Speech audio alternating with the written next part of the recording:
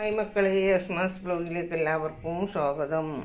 കടുക്ക നോക്കിയാൽ ചെറിയ കടുക്കാട്ടോ, അതിനെക്കൊണ്ട് തോടിൻ്റെ ഇതന്നെ ഉള്ളൂ. ഇറച്ചിതാ ഇറച്ചി കിട്ടിയത്. ഈ മഞ്ഞ കല്ലുമ്മക്കായി എഴുതില്ല.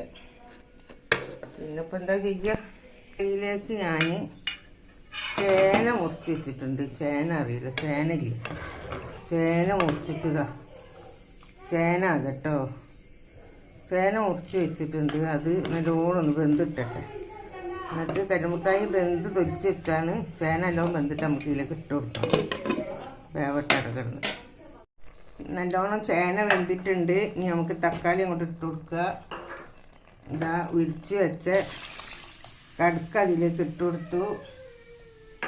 കടുക്കാന്ന് പറഞ്ഞ് ഞങ്ങൾ ചിലർ കല്ലുമ്മക്കായി എന്ന് പറയും. ഇനി ഇതിൽ കിടന്നിട്ട് തക്കാളിയൊക്കെ നല്ലോണം ഒന്ന് വെന്ത് ഉഷാറാവട്ടെ.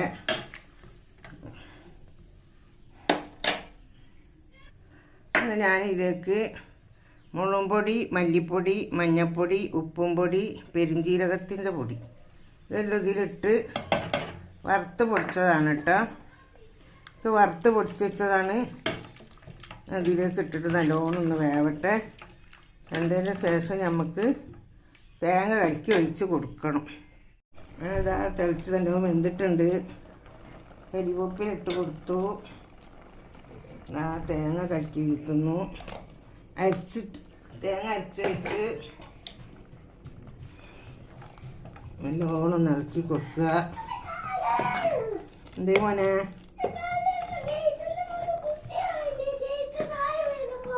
നല്ലോണം ഒന്ന് തിളക്കട്ടെ കേട്ടോ.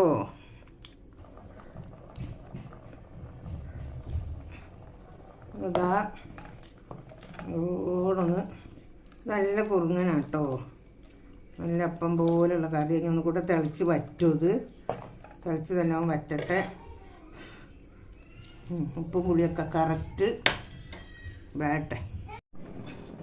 അപ്പോൾ ഇതാ ഇങ്ങനെ തിളച്ചു മറിയുന്നു കറി. കണ്ട അടിപൊളിയായിട്ട് തിളച്ച് നല്ല മണമുണ്ട്. കടുക്ക കല്ലുമ്മക്കായിൻ്റെ നല്ല മണമുണ്ട്.